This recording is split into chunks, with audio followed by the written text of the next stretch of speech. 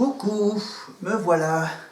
Voilà que je m'assois correctement sur ma petite chaise pour faire plein de petites vidéos. En commençant par la vidéo spéciale enveloppe.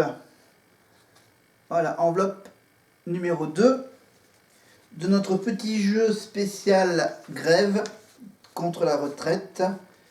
Voilà, j'ai plein de documents à lire dans mes prochaines vidéos.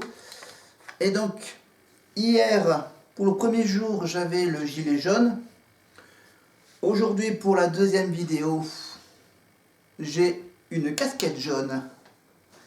Voilà, une casquette qui était pour le Tour de France. Voilà, et malheureusement, l'inscription s'est enlevée. Voilà, et ça reste une casquette jaune en rapport avec les gilets jaunes, bien sûr. Et donc, la question série télé du jour après l'histoire de vampires. On va parler famille. Alors, on va parler famille, on va parler de famille moderne avec la série Modern Family. C'est encore une autre série diffusée sur NRJ12. Voilà, Modern Family, donc tous les jours aussi sur NRJ12 et surtout, je crois, c'est surtout le week-end que cette série est diffusée. Donc là aussi, j'ai 5 petits papiers questions de cette série Modern Family. Avec donc la petite question fil rouge. La réponse, ça sera juste après le souvenir de 2019. Modern Family. Alors, c'est parti pour la sélection.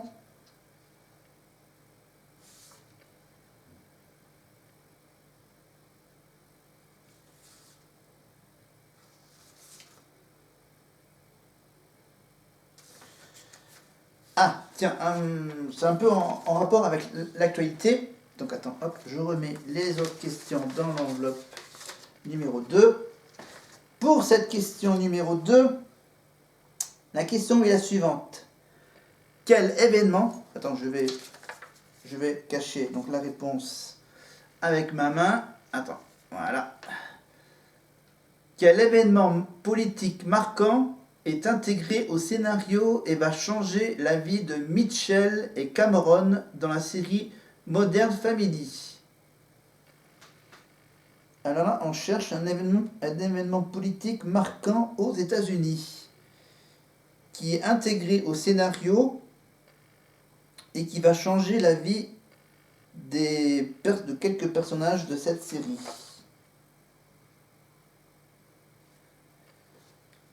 Je vois la réponse, je vous la donnerai tout à l'heure. Modern Family, donc c'est l'histoire d'une famille moderne, comme dit le titre. Une famille moderne, mais assez humoristique comme série. Donc ça, c'est pour la vidéo retraite. Et pour notre petite vidéo questions et souvenirs, quiz et souvenirs. Alors j'avais commencé par vous parler du rond-point. Mais j'avais un autre sujet qui était donc précédemment, qui était donc le premier thème que j'avais choisi dans ce magnifique bouquin de l'actualité pour les nuls. L'année 2019 en un clin d'œil, vite et bien, évidemment. Alors, on parle donc de cette fameuse crise de 2019 des Gilets jaunes qui a commencé à partir du 17 novembre 2018, ça a déjà commencé un peu avant. En 2018, donc 17 novembre 2018, la France a vécu au rythme des manifestations des Gilets jaunes, qui chaque samedi revenaient telle une litanie. Si les manifestants, à proprement parler, n'ont jamais représenté qu'une infime partie de la population française, donc je donne les chiffres. À l'époque, en novembre 2018, il y avait 287 000 personnes au maximum lors de l'acte 1 de la mi-novembre. Le soutien de l'opinion publique a été massif, bien évidemment, et surtout durable. Pendant l'hiver, plus de la moitié de la population française soutenait le mouvement. Malgré ces nombreux excès, les Français ont jugé majoritairement que la colère des Gilets jaunes était légitime. Ce qui fut au départ une formidable élan de mobilisation collective et spontanée, entretenu par des milliers de Français, bien décidés à se réapproprier leur destin, a donc été largement approuvé par la société française. Sa durée et le soutien qu'il a reçu rendent déjà ce mouvement social inédit. C'est vrai que, bon, l'hiver, donc bien sûr l'hiver, donc du coup ils ont dû construire des cabanes au rond-point, ce que j'ai dit hier, et faire aussi des fameux petits barbecues pour se réchauffer, voilà, des petits feux dans les ronds-points. Donc voilà, pour les journées fraîches de l'hiver, c'était quand même mi-novembre, hein, c'était quand même mi-novembre les premiers actes des Gilets jaunes, donc en 2018.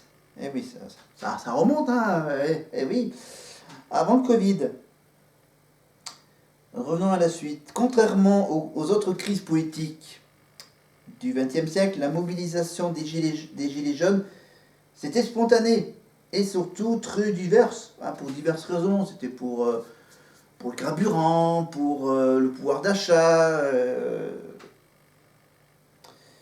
Et donc voilà, et donc ça c'était évidemment spontané et diverse au niveau idéologique, l'absence de structuration globale, donc c'était pas des manifs syndicales, c'était pas des manifs politiques, c'était des manifs normales de n'importe qui. L'absence de structuration globale a été à la fois une force pour le mouvement, mais également sa faiblesse. Le refus de légitimer des porte-paroles l'a souvent rendu inaudible, ce qui a provoqué un étiolement progressif de cette colère née sur les réseaux sociaux. Ah oui, oui, rappelez-vous. Ah oui, ça a commencé bien sûr avec un compte Facebook, voilà, le compte Facebook des Gilets jaunes, voilà, et qui se donnait des petits rendez-vous pour des événements très ponctuels évidemment. Et voilà, il y a eu plein de pages Facebook sur les différents collectifs de Gilets jaunes dans toute la France. Donc il y avait les Gilets jaunes ici à Aurillac, il y avait des Gilets jaunes dans le Puy-de-Dôme, dans l'Allier, dans la Loire, etc. Partout dans la France. C'était sympa, il y avait une bonne ambiance, hein. C'était bon, c'était pas hyper bien organisé, mais bon, c'était de façon un peu amateur, débutant, voilà, on se débrouillait pas mal, mais bon, il y a eu des problèmes. Il y en a qui ont eu des problèmes avec les Gilets jaunes. Même si certains Même si certains éditorialistes ou hommes politiques projetaient sur la mobilisation ce qu'ils voulaient y voir, les enquêtes sociologiques sérieuses ont décrit un mouvement relativement représentatif de la société française dans sa globalité, loin de certains fantasmes insistant sur la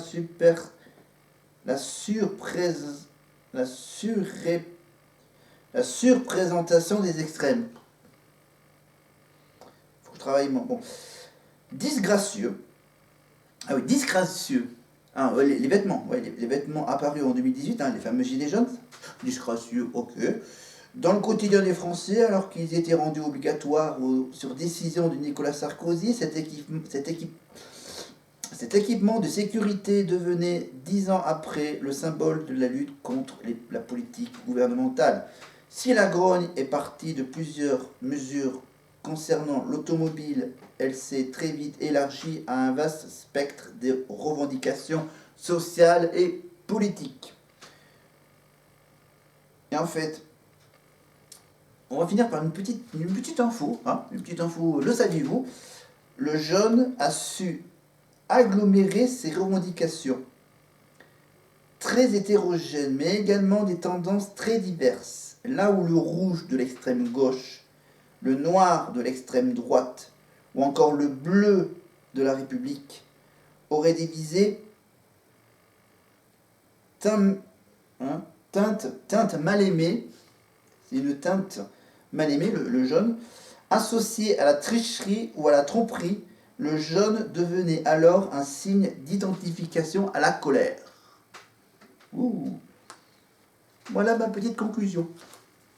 Ma petite conclusion sur ce chapitre donc de la crise sociale inédite des Gilets jaunes, c'était en mi-novembre 2018. Voilà, le Gilet jaune, enfin, voilà, tout ces magnifiques souvenirs qui seront encore dévoilés donc demain pour le 3e jour. Alors, donc on a fait les Gilets jaunes, 3e thème. Ah, on ira faire un petit tour du côté de la violence politique, la violence sociale et politique, surtout bien sûr avec l'histoire de l'Arc de Triomphe. Voilà, l'Arc de Triomphe, donc le 1er décembre 2018, hein, voilà, l'attaque de l'Arc de Triomphe. Mais parlons pas de souvenirs, parlons plutôt de cette famille moderne. Ma fameuse question qui était donc: quel événement politique marquant est intégré au scénario et va changer la vie de Mitchell et Cameron? Ah, je suis pas mal avec la casquette jaune, hein.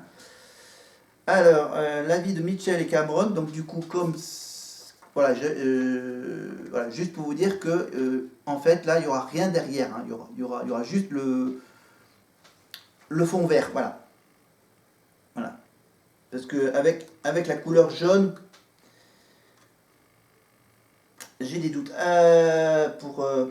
pour faire le fond vert.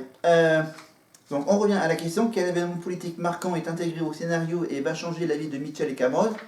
C'est un événement politique marquant qui marque évidemment, qui concerne bien sûr des histoires de famille. Des histoires de famille, des histoires donc très intimes. La réponse, c'est la législation du mariage homosexuel. Voilà.